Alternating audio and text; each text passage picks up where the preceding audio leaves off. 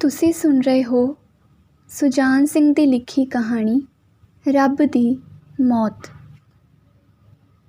ਕਾਲੀ ਬੋਲੀ ਰਾਤ ਵਿੱਚ ਗੋਪਾਲ ਕ੍ਰਿਸ਼ਨ ਜੀਨਿੰਗ ਫੈਕਟਰੀ ਚੱਲ ਰਹੀ ਸੀ। ਇਹੋ ਜਿਹੀ ਰਾਤ ਵਿੱਚ ਚਿਮਨੀ ਵਿੱਚੋਂ ਨਿਕਲਦਾ ਧੂੰਆਂ ਦੂਰੋਂ ਤਾਂ ਕਿਤੇ ਰਿਹਾ, ਲਾਂਘਿਓ ਦਿਸਣਾ ਵੀ ਅਸੰਭਵ ਹੁੰਦਾ ਹੈ। 11 ਕੁ ਵਜੇ ਦਾ ਸਮਾਂ ਹੋਵੇਗਾ। ਬਾਹਰ ਸਭ ਬਿਜਲੀਆਂ ਬੁਝੀਆਂ ਹੋਈਆਂ ਸਨ। ਦਫ਼ਤਰ ਦੀ ਡਿਓੜੀ ਵਿੱਚੋਂ, ਖਜ਼ਾਨੇ ਦੇ ਬੂਹੇ ਅੱਗੋਂ ਤੇ ਵੱਡੀ ਬੂਹੇ 'ਤੇ ਖੜ੍ਹੀ ਗਾਉਂ ਗਰੀਬ ਦੇ ਰੱਖਿਅਕ ਕ੍ਰਿਸ਼ਨ ਭਗਵਾਨ ਦੀ ਮੂਰਤੀ ਦੇ ਮੋਰ ਮੁਕਟ ਉੱਤੋਂ ਵੀ ਜੀਨਿੰਗ ਪਲੇਟਫਾਰਮ 'ਤੇ ਗਹਿਮਾ ਗਹਿਮ ਸੀ ਅਤੇ ਸਾਰਾ ਹਾਲ ਜਗਮਗ ਕਰ ਰਿਹਾ ਸੀ। ਯਤਨ ਕੀਤਾ ਗਿਆ ਸੀ ਕਿ ਚਾਨਣ ਦੀ ਇੱਕ ਰੇਸ਼ਮ ਵੀ ਬਾਹਰ ਨਾ ਜਾ ਸਕੇ। ਕੇਵਲ ਜੇ ਪਰਦਾ ਨਹੀਂ ਸੀ ਕੀਤਾ ਜਾ ਸਕਦਾ ਤਾਂ ਉਹ ਇੰਜਨ, ਚਾਂਬਾ ਮਸ਼ੀਨ ਤੇ ਵੇਲਣਾ ਮਸ਼ੀਨਾਂ ਦੀ ਫੱਕ-ਫੱਕ, ਫਟ-ਫਟ ਤੇ ਛਕ-ਛਕ ਦੀ ਆਵਾਜ਼ 'ਤੇ। ਫੈਕਟਰੀਆਂ ਦੇ ਰੱਬ ਜਾਣਦੇ ਸਨ ਕਿ ਇਹਨਾਂ ਦੀ ਚੋਰੀ ਫੜਨ ਵਾਲੇ ਫੈਕਟਰੀ ਇੰਸਪੈਕਟਰਾਂ ਆਦਿ ਦੀ ਆਵਾਜ਼ ਇੱਕ ਜਾਂ ਦੋ ਹਰਿਆ ਨੋਟਾਂ ਨਾਲ ਬੰਦ ਕੀਤੀ ਜਾ ਸਕਦੀ ਹੈ ਤੇ ਉਹ ਰਕਮ ਗਰੀਬ ਮਜ਼ਦੂਰਾਂ 'ਤੇ ਜੁਰਮਾਨੇ ਕੱਢੀ ਜਾ ਸਕਦੀ ਹੈ। 13 ਨੰਬਰ ਵੇਲਣਾ ਮਸ਼ੀਨ ਉੱਤੇ ਜਿਹੜੀ ਕੁੜੀ ਬੈਠੀ ਹੈ, ਉਸ ਨੂੰ ਰੇਸ਼ਮੋ ਸੱਦਦੇ ਹਨ।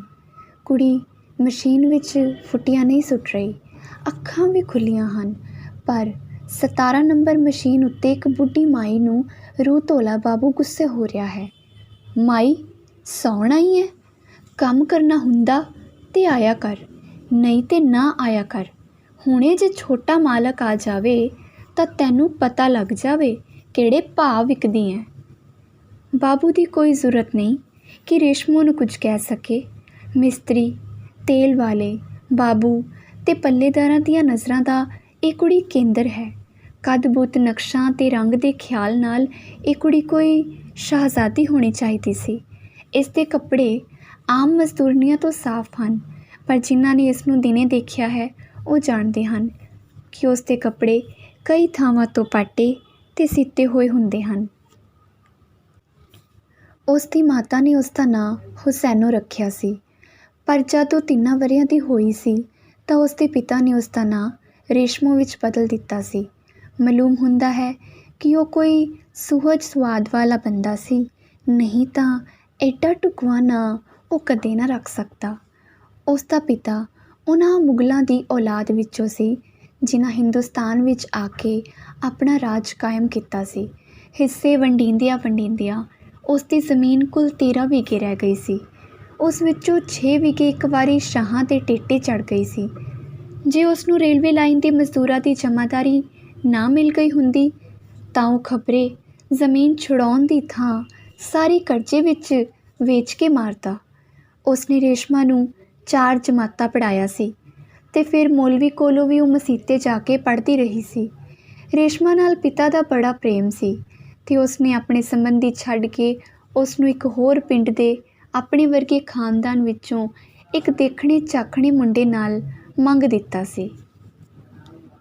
ਮੁੰਡਾ ਲਾਹੌਰ ਕਿਸੇ ਕਾਲਜ ਵਿੱਚ ਪੜ੍ਹਦਾ ਸੀ।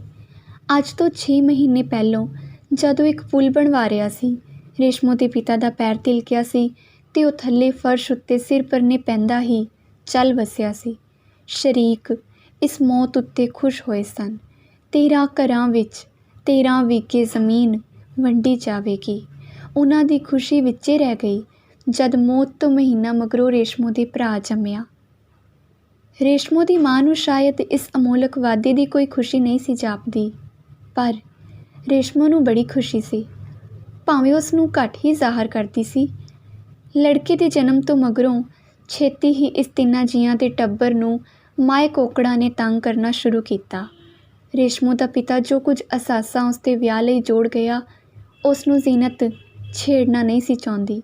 ਸ਼ਰੀਕ ਦੁਸ਼ਮਣੀ ਕਰਨ 'ਤੇ ਤੁਲੇ ਹੋਏ ਸਨ। ਉਹਨਾਂ ਦੀ ਫਸਲ ਖਰਾਬ ਕਰਦੇ ਸਨ ਤੇ ਉਹਨਾਂ ਦੇ ਮੁਜ਼ਾਰੇ ਨੂੰ ਡਰਾ ਧਮਕਾ ਕੇ ਕੱਢ ਛੱਡਿਆ ਸੀ ਤੇ ਕਿਸੇ ਨਵੇਂ ਨੂੰ ਆਉਣ ਨਹੀਂ ਸਨ ਦਿੰਦੇ। ਇੱਕ ਦਿਨ ਰੇਸ਼ਮੋ ਦੀ ਮਾਂ ਪਿੰਡ ਦੀ ਵਿਧਵਾ ਪੰਡਤਾਣੀ ਸੋਭਾ ਨਾਲ ਬੈਠੀ ਆਪਣੇ ਦੁੱਖ ਸੁੱਖ ਫੋਲ ਰਹੀ ਸੀ ਕਿ ਰਹਿਮਤੇ ਉੱਥੇ ਆ ਗਈ ਤੇ ਜ਼ੀਨਤ ਨੂੰ ਦਿਲਾਸਾ ਦੇਣ ਲੱਗ ਪਈ। ਇਹ ਗੋਪਾਲ ਕ੍ਰਿਸ਼ਨ ਫੈਕਟਰੀ ਦੀਆਂ ਮਜ਼ਦੂਰਨੀਆਂ ਦੀ ਜਮਾਦਾਰਨੀ ਸੀ। ਆਖਣ ਲੱਗੀ, ਰੰਨੇ ਮੇਰੇ ਵੱਲ ਵੇਖ ਖਾਂ, ਕਦੋਂ ਦੀ ਸਿਰੋਂ ਨੰਗੀ ਹੋਈ ਆ। ਬੱਚਾ ਜਿਵੇਂ ਜ਼ਮੀਨ ਵਾਲਿਆਂ ਦਾ, ਬੱਚਾ ਜਿਵੇਂ ਮਸ਼ੀਨ ਵਾਲਿਆਂ ਦਾ। ਉਹਨਾਂ ਦੇ ਆਸਰੇ ਆਹ ਦਿਨ ਕੱਟ ਲਏ ਹਨ, ਨਹੀਂ ਤੇ ਮੇਰਾ ਕੌਣ ਸੀ। ਕੁਝ ਲੰਘ ਗਈ ਹੈ, ਬਾਕੀ ਵੀ ਇੱਦਾਂ ਹੀ ਲੰਘ ਜਾਏਗੀ। 7 ਆਨੇ ਦਿਹਾੜੀ ਦਿੰਦੇ ਨੇ ਤੇ ਝੁੱਗੀ ਵਿੱਚੋਂ ਕੰਮ ਕੀ ਹੈ, ਮਸ਼ੀਨ ਵਿੱਚ ਫੁੱਟੀ ਫੁੱਟੀ ਕਪਾਹ ਸੁੱਟਣੀ। ਰੇਸ਼ਮੋ ਦੀ ਮਾਂ ਨੇ ਉਸ ਨੂੰ ਅਸਮਾਨੋਂ ਉਤਰਿਆ ਇਮਦਾਦੀ ਫਰਿਸ਼ਤਾ ਸਮਝਿਆ ਤੇ ਆਖਣ ਲੱਗੀ, ਭੈਣ ਮੈਂ ਕੱਲ੍ਹ ਤੋਂ ਹੀ ਤੇਰੇ ਨਾਲ ਚੱਲਿਆ ਕਰਾਂਗੀ। ਰਹਿਮ ਤੇ ਹਮਦਰਦੀ ਨਾਲ ਉਬਲਦੀ ਉਬਲਦੀ ਬੋਲੀ, ਭੈਣ ਬਲੂਰ ਜਿੰਨਾ ਤੇਰਾ ਮੁੰਡਾ ਹੈ, ਇਸ ਜਾਤਕ ਨੂੰ ਤੂੰ ਪਾਲਣਾ ਹੈ, ਐਦਾਂ ਨਾ ਕਰ। ਜ਼ੀਨਤ ਬੇਗਮ ਦਾ ਹੌਸਲਾ ਢਹਿ ਢੇਰੀ ਹੋ ਗਿਆ ਤੇ ਦੁੱਖ ਭਰੇ ਲਹਿਜੇ ਵਿੱਚ ਬੋਲੀ, ਤਾਂ ਫਿਰ ਅਸੀਂ ਤਾਂ ਭੁੱਖੇ ਮਰ ਜਾਵਾਂਗੇ। ਮੁੰਡੇ ਨੇ ਸੁੱਖੀ ਸੰਦੀ ਕੀ ਪਲਣਾ ਏ।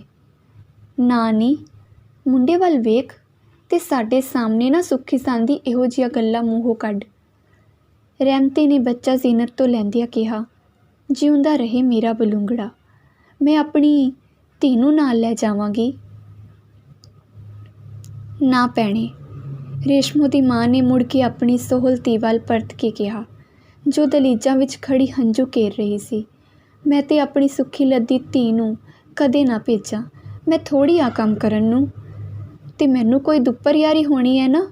ਰਹਿਮਤੇ ਨੇ ਹੇਜ ਵਡਿਆਉਂਦਿਆਂ ਕਿਹਾ, ਜਹੀ ਤੇਰੀ ਧੀ ਤਹੀ ਮੇਰੀ ਧੀ, ਜੈਨਾਂ ਵਿੱਚ ਤੇ ਇਹਦੇ ਵਿੱਚ ਕੀ ਫਰਕ ਹੈ। ਰੇਸ਼ਮੋ ਨੇ ਵੀ ਭਰੇ ਗੱਲ ਨਾਲ ਕਿਹਾ ਸੀ, ਅੰਮਾ ਜੇ ਮੈਂ ਓਨਾ ਚਿਰ ਜਾਇਆ ਕਰਾਂ ਜਿੰਨਾ ਚਿਰ ਮੇਰਾ ਵੀਰ ਤੁਰਨ ਫਿਰਨ ਨਹੀਂ ਲੱਗ ਜਾਂਦਾ ਤੇ ਹਰਜ ਵੀ ਕੀ ਹੈ, ਤਾਈ ਮੇਰੇ ਨਾਲ ਹੋਵੇਗੀ। ਅਸਲ ਵਿੱਚ ਰੇਸ਼ਮੋ ਕਾਕੇ ਪਿੱਛੇ ਹਰ ਤਰ੍ਹਾਂ ਦੀ ਕੁਰਬਾਨੀ ਕਰਨ ਲਈ ਤਿਆਰ ਸੀ। ਉਹ ਉਸ ਨੂੰ ਬੜਾ ਸੋਹਣਾ ਤੇ ਪਿਆਰਾ ਲੱਗਦਾ ਸੀ। ਉਹ ਨਹੀਂ ਚਾਹੁੰਦੀ ਸੀ ਕਿ ਓੜ ਨਾਲ ਫੁੱਲ ਸਮੇਤ ਵੇਲ ਕੁਮਲਾ ਜਾਏ। ਸ਼ਾਇਦ ਕਈ ਲੋਕ ਇਹ ਕਹਿਣ ਕਿ ਤਰਸੇਵੇਂ ਦੇ ਭਰਾ ਨਾਲ ਭੈਣਾਂ ਦਾ ਪਿਆਰ ਬਹੁਤਾ ਹੀ ਹੁੰਦਾ ਹੈ। ਕਈ ਦੂਜੇ ਕਹਿਣ ਕਿ ਇਹ ਲਹੂ ਦੀ ਖਿੱਚ ਹੁੰਦੀ ਹੈ ਤੇ ਕਈ ਹੋਰ ਆਖਣ ਕਿ ਇਹ ਰੇਸ਼ਮੋ ਦੇ ਅੱਬਾ ਜਾਨ ਦੀ ਇੱਕੋ ਇੱਕ ਮਰਦ ਨਿਸ਼ਾਨੀ ਹੋਣ ਕਾਰਨ ਸੀ।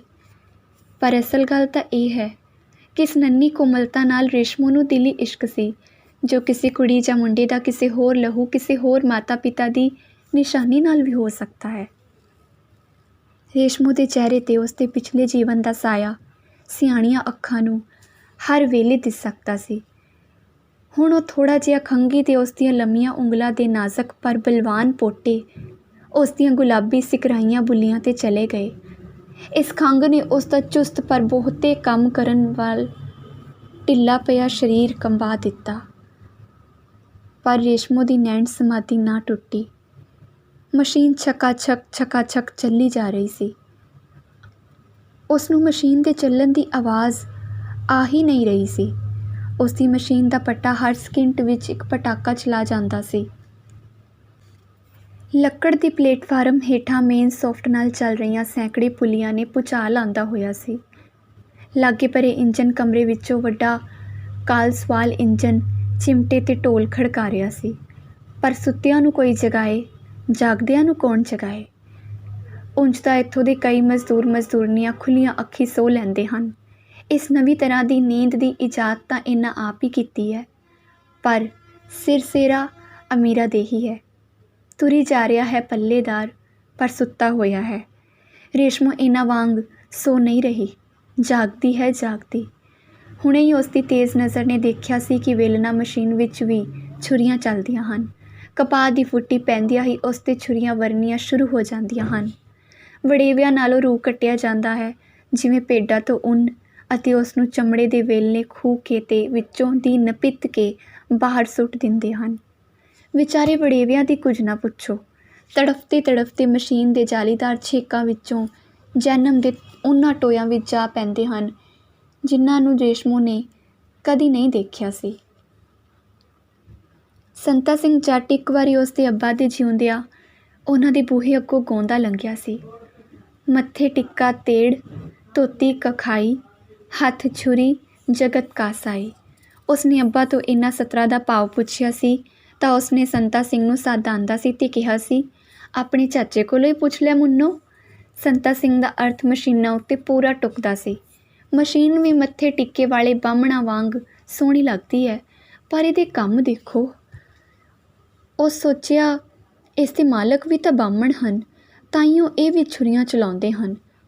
ਰੇਸ਼ਮੋ ਕੰਬ ਉੱਠੀ ਸੀ, ਪਰ ਉਸਦਾ ਕਾਂਬਾ ਕਿਸੇ ਦੀ ਨੀਝ ਹੇਠਾਂ ਨਹੀਂ ਸੀ। ਉਸਨੂੰ ਖਿਆਲ ਆ ਰਿਹਾ ਸੀ ਮਾਲਕ ਮਸ਼ੀਨ ਦੇ ਪੁੱਤਰ ਦਾ, ਗੋਗੜੀਆ ਜਿਹਾ, ਜਿਸ ਦੀ ਪਲੇਟਫਾਰਮ ਦੀ ਪੌੜੀ 'ਤੇ ਪੈਰ ਧਰਦਿਆਂ ਹੀ ਬੁੱਲਾਂ ਅਤੇ ਕੰਨਾਂ ਰਾਹੀਂ ਮੱਛਰ ਦੀ ਲਹਿਰ ਹਰ ਦਿਮਾਗ ਵਿੱਚ ਦੌੜ ਜਾਂਦੀ ਹੈ। ਜਿਵੇਂ ਉਸਨੇ ਪੜ੍ਹਿਆ ਸੀ ਕਿ ਕੋਈ ਪਰੀ ਆਪਣੀ ਜਾਦੂ ਸੂਈ ਨਾਲ ਬੇਗਿਣਤ ਮਣਕਿਆਂ ਨੂੰ ਇੱਕੋ ਵਾਰ ਪਰੋ ਦਿੰਦੀ ਹੁੰਦੀ ਸੀ। ਗੋਗੜ ਉੱਤੇ ਪਤਲੂਨ ਕੱਸ ਆਉਂਦਾ ਹੈ, ਕਿੱਡਾ ਭੈੜਾ ਲੱਗਦਾ ਹੈ। ਆਪਣੇ ਆਪ ਤਾਂ ਬੜਾ ਸੋਹਣਾ ਬਣ ਪੈਂਦਾ ਹੈ। ਅਤੇ ਉਹ ਹਾਸੋਹੀਣੀ ਜਿਹੀ ਟੱਲੀ ਜਿਹੜੀ ਗੱਲ ਦੁਆਲੇ ਵਲੇਟ ਕੇ ਛਾਤੀ 'ਤੇ ਲਮਕਾਈ ਰੱਖਦਾ ਹੈ, ਕਿੰਨੀ ਭੈੜੀ ਲੱਗਦੀ ਹੈ। ਖਸਮ ਖਾਣਾ, ਬੜਾ ਔਤਰਾ ਹੈ ਸ਼ੈਤਾਨ। ਕੁਝ ਚਿਰ ਰੇਸ਼ਮੋ ਦੀਆਂ ਅੱਖਾਂ ਪਾਟਣ 'ਤੇ ਆਈਆਂ ਰਹੀਆਂ, ਲਾਲ ਸੁਰਖ ਗੁੱਸੇ ਨਾਲ ਭਰੀਆਂ ਅੱਖਾਂ। ਤਾਈ ਰਹਿਮ 'ਤੇ, ਜੋ ਉਸ ਦਿਨ ਕਹਿੰਦੀ ਸੀ ਮੈਂ ਉਸਦੀ ਧੀਆਂ ਵਰਗੀ ਹਾਂ, ਉਹ ਵੀ ਖਸਮ ਖਾਣੀ ਫੱਫੇ ਕੁੱਟਣ ਹੈ। ਅਤੇ ਉਹ ਸੋਤਰੇ ਮਾਲਕ ਦੇ ਪੁੱਤਰ ਵੱਲ ਦੇਖੋ, ਕੀ ਨਾਂ ਹੈ ਉਸਦਾ, ਦਵਾਰਕਾ ਦਾਸ। ਵਹੁਟੀ ਕਿੱਡੀ ਸੋਹਣੀ ਹੈ ਅਤੇ ਕਿੱਡੀ ਨੇਕ ਅਤੇ ਮਿੱਠਪੋਲੀ। ਮੈਨੂੰ ਭੈਣ ਕਰਦੀ ਦਾ ਮੂੰਹ ਸੁੱਕਦਾ ਹੈ। ਸੁਰਾਂ ਨੂੰ ਪੋਨੇ। ਜ਼ਰੂਰ ਉਸ ਦਿਨ ਰਹਿਮਤੇ ਨੂੰ ਇਸ ਗੱਲ ਦਾ ਪਤਾ ਸੀ। ਨਹੀਂ, ਮੈਨੂੰ ਪੂਰਾ ਭਰੋਸਾ ਹੈ ਉਸ ਦਾ ਇਸ ਵਿੱਚ ਹੱਥ ਸੀ। ਕਹਿੰਦੀ ਜੋ ਸੀ, ਬੀਬੀ ਤੈਨੂੰ ਸੱਦਦੀ ਹੈ, ਅਤੇ ਬੀਬੀ ਤਾਂ ਉਦੋਂ ਬੰਗਲੇ ਵਿੱਚ ਹੈ ਹੀ ਨਹੀਂ ਸੀ, ਸ਼ਹਿਰ ਗਈ ਹੋਈ ਸੀ। ਉਫ! ਰੇਸ਼ਮੋ ਦੇ ਚਿਹਰੇ 'ਤੇ ਹੁਣ ਮੁਰਦੇਹਾਨੀ ਛਾ ਗਈ ਸੀ, ਜਿਵੇਂ ਉਹ ਕਿਸੇ ਦੁਖਾਂਤ ਨਾਟਕ ਦੀ ਭਿਆਨਕ ਘਟਨਾ ਨੂੰ ਦੇਖ ਰਹੀ ਹੋਵੇ ਜਾਂ ਸਾਖਿਆਤ ਮੌਤ ਉਸਨੂੰ ਦਿਸ ਰਹੀ ਹੋਵੇ। ਗੋਗੜੀਏ ਵਿੱਚ ਜ਼ੋਰ 'ਤੇ ਕੁਝ ਨਹੀਂ, ਕਿਸ ਤਰ੍ਹਾਂ ਉਸ ਮੈਨੂੰ ਕਾਬੂ ਹੀ ਕਰ ਲਿਆ ਸੀ। ਜੇ ਮੈਂ ਉਸਨੂੰ ਧੱਕਾ ਦੇ ਕੇ ਸੁੱਟ ਨਾ ਦਿੰਦੀ ਤਾਂ ਮੈਥੋਂ ਚਿਟਕਣੀ ਕਿਵੇਂ ਖੁੱਲ੍ਹਣੀ ਸੀ।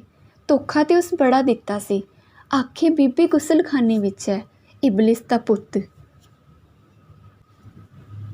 ਕੀ ਦੁਨੀਆ ਵਿੱਚ ਸਾਰੇ ਇਹੋ ਜਿਹੇ ਆਦਮੀ ਹਨ? ਮੇਰਾ ਪਿਤਾ ਤਾਂ ਇਹੋ ਜਿਹਾ ਕਦੇ ਨਹੀਂ ਸੀ, ਅਤੇ ਨਾ ਹੀ ਮੇਰਾ ਖਾਵਨ ਇਹੋ ਜਿਹਾ ਹੋ ਸਕਦਾ। ਉਸ ਦੀਆਂ ਗੱਲਾਂ ਉੱਤੇ ਹੁਣ ਲਾਲੀ ਸੀ, ਜਿਸ ਨੂੰ ਦਿਨ ਦਾ ਚਾਨਣ ਹੀ ਚੰਗੀ ਤਰ੍ਹਾਂ ਪ੍ਰਗਟ ਕਰ ਸਕਦਾ ਸੀ। ਪਰ ਮਸ਼ੀਨਾਂ ਦੀ ਦੁਨੀਆ ਵਿੱਚ ਇਹ ਸਾਰੇ ਮੈਨੂੰ ਇੱਕੋ ਜਿਹੇ ਲੱਗਦੇ ਹਨ। ਚਿੱਟੀ ਦਾੜੀ ਵਾਲਾ ਇੰਜੀਨੀਅਰ ਭਲਾ ਇੱਥੇ ਕੀ ਲੈਣ ਆਉਂਦਾ ਹੈ? ਬੁੱਢਾ ਖੋਡਾ ਮੇਰੇ ਵੱਲ ਤਾਂ ਇਉਂ ਦੇਖਦਾ ਹੈ ਜਿਵੇਂ ਅੱਖਾਂ ਨਾਲ ਖਾ ਹੀ ਲੈਣਾ ਹੁੰਦਾ ਹੈ। ਅਤੇ ਉਸ ਡਾਕੂ ਮੁਹੰਮਦੇ ਵੱਲ ਦੇਖੋ, ਮਾਲਕਾ ਇਸ ਨੂੰ ਸਿਰੇ ਚੜ੍ਹਾਇਆ ਹੋਇਆ ਹੈ। ਉਸ ਦਿਨ ਸਾਹਮਣੀ ਕਲਾ ਵਾਲਿਆਂ ਦੇ ਬਾਬੂ ਨੂੰ ਜ਼ਖਮੀ ਕਰ ਸੁੱਟਿਆ, ਪਰ ਇਹਨਾਂ ਪੈਸੇ ਭਰ ਕੇ ਛੁਡਾ ਆਂਦਾ। ਮੈਨੂੰ ਤਾਂ ਇਸ ਤੋਂ ਬੜਾ ਡਰ ਆਉਂਦਾ ਹੈ। ਕਿਹਾ ਬੇਮੁਹਾਰਾ ਊਂਠ ਲੱਗਦਾ ਹੈ, ਖੋਤਿਆਂ ਜਿੱਡੇ ਪੈਰ, ਕਾਲਾ ਸ਼ਾਹ ਰੰਗ ਅਤੇ ਲਾਲ ਸ਼ਰਾਬੀ ਅੱਖਾਂ। ਇਸ ਨੂੰ ਇਹ ਸੋਚਣ ਦੀ ਜ਼ਰੂਰਤ ਕਿਵੇਂ ਹੁੰਦੀ ਹੈ ਕਿ ਮੈਂ ਉਸ ਨੂੰ ਚਾਹ ਸਕਦੀ ਹਾਂ? ਕੁੜੀ ਝਟਪਟ ਉੱਠੀ, ਜਿਵੇਂ ਫੈਕਟਰੀ ਦੀ ਮਾਲਕਾ ਦੀ ਰਚੀ ਗੰਦੀ ਦੁਨੀਆ ਨੂੰ ਛੱਡ ਕੇ ਹੁਣੇ ਬਾਹਰ ਨਿਕਲ ਜਾਵੇਗੀ। ਪਰ ਛੇਤੀ ਹੀ ਉਸ ਦੇ ਮੱਥੇ 'ਤੇ ਗੰਭੀਰਤਾ ਦੇ ਚਿੰਨ੍ਹ ਆ ਗਏ। ਉਹ ਓਨੀ ਛੇਤੀ ਹੀ ਬੈਠ ਗਈ ਜਿੰਨੀ ਛੇਤੀ ਕਿ ਉਹ ਉੱਠੀ ਸੀ। ਧੋਲੇ ਬਾਬੂ ਨੇ ਜਮਾਦਾਰਨੀ ਨੂੰ ਟੁੰਬਿਆ ਅਤੇ ਉਹ ਰੇਸ਼ਮੋ ਦੇ ਲਾਗੇ ਆ ਕੇ ਕਹਿਣ ਲੱਗੀ, ਥੱਕ ਗਈ ਏ ਮੇਰੀ ਧੀ, ਬਸ 2 ਕੁ ਘੰਟੇ ਹੋਰ ਮਸ਼ੀਨ ਚੱਲਣੀ ਹੈ। ਫੁੱਟੀ ਕਪਾਹ ਸੁੱਟੀ ਜਾ ਬੀਬੀ। ਰੇਸ਼ਮੋ ਨੇ ਕੋਈ ਗੱਲ ਨਾ ਗੋਲੀ। ਉਸ ਦੇ ਸਾਹਮਣੇ ਉਸ ਦੀ ਅੰਮਾ ਦੇ ਕਾਕੇ ਦੀ ਤਸਵੀਰ ਸੀ। ਕਾਕੇ ਵਾਸਤੇ ਉਸ ਨੂੰ ਇਸ ਗੰਦੀ ਦੁਨੀਆ ਵਿੱਚ ਰਹਿਣਾ ਵੀ ਮਨਜ਼ੂਰ ਸੀ। ਕਿ ਉਸ ਦਾ ਦੁੱਖ ਕੋਈ ਹੋਰ ਨਹੀਂ ਸੀ ਵੰਡਾ ਸਕਦਾ। ਝਟਪਟ ਉਸ ਦਾ ਖਿਆਲ ਅਣਦੇਖੇ ਲਾਹੌਰ ਦੇ ਕਿਸੇ ਕਾਲਜ ਦੀ ਕਲਪਤ ਇਮਾਰਤ ਦੇਖਣ ਲੱਗ ਪਿਆ। ਉਸ ਦਾ ਪਿੰਡਾ ਨਿੱਘਾ ਹੋ ਗਿਆ ਜਦ ਉਸ ਨੇ ਆਪਣੀ ਖਾਵਨ ਦੀ ਸ਼ਕਲ ਆਪਣੇ ਪਿਤਾ ਦੀ ਗੱਲਬਾਤ ਦੀ ਤਸਵੀਰ ਆਸਰੇ ਖੜੀ ਕੀਤੀ। ਕਿਤੇ ਉਹ ਇੱਥੇ ਹੁੰਦੇ, ਉਹ ਕਦੇ ਮੇਰੀਆਂ ਤਕਲੀਫਾਂ ਨਾ ਸਹਾਰ ਸਕਦੇ। ਮੈਂ ਉਹਨਾਂ ਨੂੰ ਸਾਰੀਆਂ ਗੱਲਾਂ ਦੱਸ ਦਿੰਦੀ। ਉਹ ਜ਼ਰੂਰ ਮਸ਼ੀਨਾਂ ਦੇ ਰੱਬ ਅਤੇ ਮੁਹੰਮਦੇ ਨਾਲ ਬਿਨਾਂ ਉਹਨਾਂ ਦੀ ਦੌਲਤ ਅਤੇ ਤਾਕਤ ਦੀ ਪਰਵਾਹ ਕੀਤੇ ਲੜ ਪੈਂਦੇ। ਲੜਾਈ ਦੇ ਨਤੀਜੇ ਨੂੰ ਸਮਝ ਕੇ ਉਸ ਦੇ ਖਿਆਲ ਬਦਲ ਗਏ। ਮੈਂ ਕਦੇ ਵੀ ਆਪਣੇ ਪਿਆਰ ਬਿਨਾਂ ਉਹਨਾਂ ਅੱਗੇ ਕੁਝ ਜ਼ਾਹਰ ਨਾ ਕਰਦੀ। ਝੱਟ ਹੀ ਇਹ ਗੱਲਾਂ ਉਸ ਨੂੰ ਫਜ਼ੂਲ ਜਾਪੀਆਂ। ਤੇਲ ਵਾਲਾ ਰੇਸ਼ਮੋ ਵਾਲੀ ਮਸ਼ੀਨ ਨੂੰ ਤੇਲ ਦੇ ਰਿਹਾ ਸੀ। ਬਿਨਾਂ ਕੁਝ ਬੋਲਿਆ ਉਹ ਚਲਾ ਗਿਆ। ਇੰਨੇ ਕੁ ਇੰਦਰ ਸਿੰਘ ਫਿੱਟਰ ਆਇਆ। ਮਸ਼ੀਨ ਤੋਂ ਪੱਟਾ ਲਾ ਕੇ ਨੱਟ ਕੱਸਣ ਦੇ ਬਹਾਨੇ ਉਸ ਨੂੰ ਚੋਰੀ ਚੋਰੀ ਦੇਖਦਾ ਰਿਹਾ। ਗਿੱਦੜ ਹਮੇਸ਼ਾ ਇਸ ਤਾੜ ਵਿੱਚ ਰਹਿੰਦੇ ਹਨ ਕਿ ਸ਼ੇਰ ਕੋਈ ਸ਼ਿਕਾਰ ਮਾਰੇ ਅਤੇ ਉਸ ਦਾ ਜੂਠਾ ਰੱਤ ਪਿੱਤ ਅਸੀਂ ਚੱਟੀਏ। ਕੁੜੀਆਂ ਤੀਵੀਆਂ ਦੇ ਫਸਾਉਣ ਦੇ ਉਹ ਬੜੇ ਤਰੀਕੇ ਲੋਕਾਂ ਨੂੰ ਸੁਣਾਇਆ ਅਤੇ ਸਿਖਾਇਆ ਕਰਦਾ ਸੀ, ਪਰ ਰੇਸ਼ਮੋ 'ਤੇ ਉਸ ਦਾ ਕੋਈ ਮੰਤਰ ਨਹੀਂ ਸੀ ਚੱਲਦਾ। ਉਸ ਨੱਟ ਕੱਸ ਕੇ ਰੈਂਚ ਰੇਸ਼ਮੋ ਵੱਲ ਚਾਹ ਵਧਾਇਆ। ਰੇਸ਼ਮੋ ਨੇ ਉਸ ਵੱਲ ਦੇਖਿਆ ਵੀ ਨਾ। ਉਹ ਉੱਚੀ ਕੂਕਿਆ, ਕੁੜੇ ਰੈਂਚ ਫੜ, ਮੈਂ ਪੱਟਾ ਚੜ੍ਹਾ ਲਵਾਂ। ਫੜ ਲੈ ਬੇਟੀ, ਲਾਗੋ ਜਮਾਦਾਰਨੀ ਨੇ ਕਿਹਾ, ਜੇ ਹੁਣੇ ਕੋਲ ਆ ਕੇ ਖੜੋਤੀ ਸੀ। ਰੇਸ਼ਮੋ ਨੇ ਦੂਸਰੇ ਸਿਰੇ ਤੋਂ ਇੰਜ ਫੜਨ ਲਈ ਹੱਥ ਵਧਾਇਆ ਜਿਵੇਂ ਉਸ ਨੂੰ ਕਰੰਟ ਪੈਣ ਦਾ ਡਰ ਹੋਵੇ। ਰੇਸ਼ਮੋ ਦੇ ਹੱਥ ਨੂੰ ਰੈਂਚ ਲੱਗਣ ਤੋਂ ਪਹਿਲਾਂ ਹੀ ਇੰਦਰ ਸਿੰਘ ਨੇ ਰੈਂਚ ਛੱਡ ਦਿੱਤਾ ਅਤੇ ਉਹ ਪੁਲੀ ਵਾਲੇ ਮਘੋਰੇ ਵਿੱਚੋਂ ਵੜੇਵਿਆਂ ਵਾਲੇ ਪਤਾਲ ਵਿੱਚ ਜਾ ਪਿਆ। ਇੰਦਰ ਸਿੰਘ ਪੁਕਾਰ ਉੱਠਿਆ, ਨਖਰਿਆਂ ਨਾਲ ਕੰਮ ਕਰਦੀ ਹੈ ਇਹ ਕੁੜੀ, ਹੁਣ ਆਪੇ ਲਿਆਏਗੀ ਥੱਲਿਓ ਤੇ ਪਤਾ ਲੱਗੇਗਾ। ਥੱਲੇ ਦਾ ਨਾਂ ਸੁਣ ਕੇ ਰੇਸ਼ਮੋ ਘਬਰਾ ਗਈ। ਬੀਬਾ ਭਰਾ ਆਪੇ ਲੈ ਆ, ਉਸ ਤਰਲਿਆਂ ਭਰੀਆਂ ਅੱਖਾਂ ਨਾਲ ਕਿਹਾ। ਤੂੰ ਤੇ ਮੇਰਾ ਹੱਥ ਪੈਣ ਤੋਂ ਪਹਿਲਾਂ ਹੀ ਕੁੰਜੀ ਛੱਡ ਦਿੱਤੀ। ਭਰਾ ਭਰੂ ਕੋਈ ਨਹੀਂ, ਇੰਦਰ ਸਿੰਘ ਝੁੰਝਲਾ ਕੇ ਰਹਿਮਤੇ ਵੱਲ ਮੁੜਦੇ ਆਖਿਆ। ਕਿੱਡੀ ਚਲਾਕ ਹੈ ਇਹ ਕੁੜੀ, ਹੱਥੋਂ ਰੈਂਚ ਛੱਡ ਦਿੱਤਾ ਤੇ ਕਹਿੰਦੀ ਹੈ ਮੈਂ ਚਾਬੀ ਸੁੱਟ ਦਿੱਤੀ ਹੈ। ਆਪੇ ਲਿਆਏਗੀ ਨਾ ਹੁਣ, ਮੈਂ ਤੇ ਨਹੀਂ ਜਾਣਾ ਕਦੇ ਵੀ ਥੱਲੇ। ਮਸ਼ੀਨਾਂ ਸਾਰਾ ਦਿਨ ਚੱਲ ਚੱਲ ਕੇ ਖਰਾਬ ਹੋਈਆਂ ਨੇ, ਮੈਨੂੰ ਕਿਤੇ ਵੇਲ ਨਹੀਂ ਮਿਲਦਾ। ਖੜੋ ਜਾਣ ਸਾਰੀਆਂ ਮਸ਼ੀਨਾਂ। ਮੈਨੂੰ ਕੀ, ਮੈਂ ਮਾਲਕਾਂ ਨੂੰ ਆਖ ਦੇਵਾਂਗਾ ਕਿ ਰਹਿਮਤੇ ਤੇ ਰੇਸ਼ਮੋ ਨਾਵੇ ਵੀਰਾ। ਰਹਿਮਤੇ ਨੇ ਘਬਰਾਉਣ ਦੀ ਐਕਟਿੰਗ ਕਰਦਿਆਂ ਕਿਹਾ, ਅਸੀਂ ਲੈ ਆਉਂਦੀਆਂ ਹਾਂ ਚਾਬੀ ਲੱਭ ਕੇ, ਆ ਧੀਏ। ਉਸ ਰੇਸ਼ਮੋ ਵੱਲ ਤੱਕ ਕੇ ਕਿਹਾ, ਮੇਰੇ ਧੌਲਿਆਂ ਦੀ ਲਾਜ ਰੱਖ, ਉੱਠ ਬੀਬੀ ਧੀ, ਮੈਂ ਤੇਰੇ ਨਾਲ ਚੱਲਦੀ ਹਾਂ। ਰੇਸ਼ਮੋ ਨੂੰ ਆਪਣੀ ਨੌਕਰੀ ਖੁੱਸਦੀ ਜਾਪੀ, ਸੋ ਉਹ ਉੱਠ ਖਲੋਤੀ।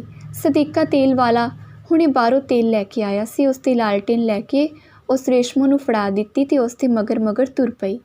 ਬਾਹਰ ਇੰਨਾ ਹਨੇਰਾ ਸੀ ਕਿ ਲਾਲਟੇਨ ਦਾ ਚਾਨਣਾ ਲੜ ਝਗੜ ਕੇ ਮਸੀਂ ਹੀ 4 ਕਦਮ ਅੱਗੇ ਜਾ ਸਕਦਾ ਸੀ।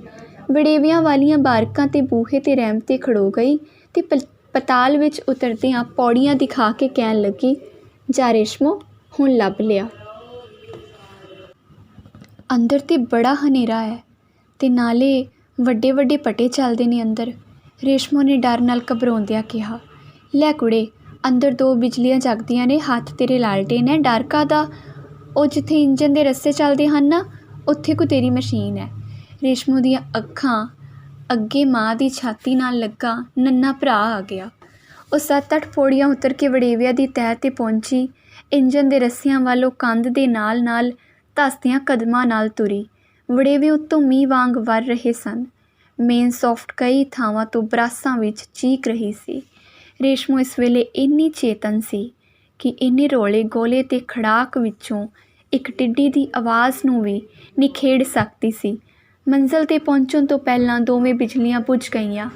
ਹਨੇਰੇ ਦੇ ਲਾਲਟੇਨ ਸਮੇਤ ਰੇਸ਼ਮੋ ਨੂੰ ਘੇਰ ਲਿਆ। ਚੱਲਦੀਆਂ ਮਸ਼ੀਨਾਂ ਦੇ ਰੌਲੇ ਵਿੱਚ ਉਸ ਨੂੰ ਇੰਜਨ ਦੇ ਫਲਾਈਵੀਲ ਦੇ ਰੱਸਿਆਂ ਦੀ ਸ਼ੂਕ ਦੀ ਆਵਾਜ਼ ਸੁਣਾਈ ਦੇ ਰਹੀ ਸੀ। ਪਿੱਛੋਂ ਉਸ ਨੂੰ ਕਿਸੇ ਦੇ ਸਾਹ ਲੈਣ ਦੀ ਸ਼ੁੱਕਰ ਸੁਣਾਈ ਦਿੱਤੀ ਅਤੇ ਉਸ ਨੇ ਆਪਣੀ ਛਾਤੀ ਦੀ ਕੋਮਲਤਾ ਅਤੇ ਸਖਤ ਹੱਥ ਮਹਿਸੂਸ ਕੀਤੇ। ਬਿਜਲੀ ਵਰਗੀ ਫੁਰਤੀ ਨਾਲੋਂ ਮੁੜੀ ਅਤੇ ਉਸ ਦੇ ਹੱਥ ਵਿੱਚੋਂ ਲਾਲਟੇਨ ਦੂਰ ਜਾ ਪਈ ਅਤੇ ਡਿੱਗਦੀ ਹੀ 2-4 ਵਾਰੀ ਫੱਕ ਫੱਕ ਕਰਕੇ ਬੁਝ ਗਈ। ਝਟਪਟ 2 ਪੋਲੀਆਂ ਬਾਹਾਂ ਉਸ ਦੇ ਦੁਆਲੇ ਵਲੀਆਂ ਗਈਆਂ। ਉਹ ਕਿਸੇ ਭੂਤਨੀ ਦਾ ਡਰ ਮਹਿਸੂਸ ਕਰਕੇ ਸਿੱਥਲ ਜਿਹੀ ਹੋ ਗਈ ਸੀ ਅਤੇ ਖਬਰੇ ਕੁਝ ਪਲਾਂ ਤੱਕ ਬੇਹੋਸ਼ ਵੀ ਹੋ ਜਾਂਦੀ ਜੋ ਇੱਕ ਮੋਟੀ ਕੋਕੜ ਦੀ ਆਪਣੇ ਸਰੀਰ ਨਾਲ ਛੋਹ ਤੋਂ ਇਹ ਨਾ ਸਮਝ ਜਾਂਦੀ ਕਿ ਇਹ ਛੋਟਾ ਮਾਲਕ ਹੈ ਫੈਕਟਰੀ ਦਾ ਰੱਬ। ਰੇਸ਼ਮੋ ਕੋਲ ਚੀਕ ਮਾਰਨ ਦੀ ਕੋਈ ਗੁੰਜਾਇਸ਼ ਨਹੀਂ ਸੀ। ਰੇਸ਼ਮੋ ਦੀਆਂ ਭੁਜਾਂ ਵਿੱਚ ਇਸਤਰੀ ਦਾ ਸਤਬਲ ਇਕੱਠਾ ਹੋ ਗਿਆ। ਇਸ ਲਈ ਤਾਂ ਮੈਂ ਕਾਫੀ ਹਾਂ, ਉਹ ਸੋਚਿਆ ਅਤੇ ਜੱਦੋ ਜਹਿਦ ਜਾਰੀ ਹੋਈ। ਅੱਜ ਲਾਲਾ ਪਹਿਲੇ ਦਿਨ ਕੋਲੋਂ ਤਕੜਾ ਮਾਲੂਮ ਹੁੰਦਾ ਸੀ। ਪਸ਼ੂ ਬਲ ਸੱਤ ਬਲ ਨੂੰ ਧਕੇਲ ਰਿਹਾ ਸੀ। ਪਿੱਛੇ ਰੱਸਿਆਂ ਦੀ ਆਵਾਜ਼ ਕੋਲੋਂ ਕੋਲ ਆ ਰਹੀ ਸੀ। ਲਾਲੇ ਦਾ ਇੱਕ ਹੱਥ ਥੱਲੇ ਆ ਗਿਆ ਸੀ। ਰੇਸ਼ਮੋ ਨੇ ਕੜਕ ਦੀ ਆਵਾਜ਼ ਸੁਣੀ ਅਤੇ ਦੂਸਰੇ ਪਲ ਆਪਣੇ ਲੱਕ ਦੇ ਦੁਆਲੇ ਦੀ ਕੱਸ ਨੂੰ ਢਿੱਲਿਆ ਹੋ ਕੇ ਪੈਰਾਂ ਵਿੱਚ ਡਿੱਗਦਿਆਂ ਮਹਿਸੂਸ ਕੀਤਾ। ਰੇਸ਼ਮੋ ਵਿੱਚ ਰੁਸਤਮ ਦਾ ਬਲ ਆ ਗਿਆ। ਉਹ ਬੜੀ ਤੇਜ਼ੀ ਤੇ ਤਾਕਤ ਨਾਲ ਘੁੰਮੀ, ਸਾਰੇ ਜ਼ੋਰ ਨਾਲ ਹਫੀ ਹੋਈ ਗੋਗੜ ਵਾਲੀ ਦੇਹ ਨੂੰ ਧੱਕਾ ਦਿੱਤਾ।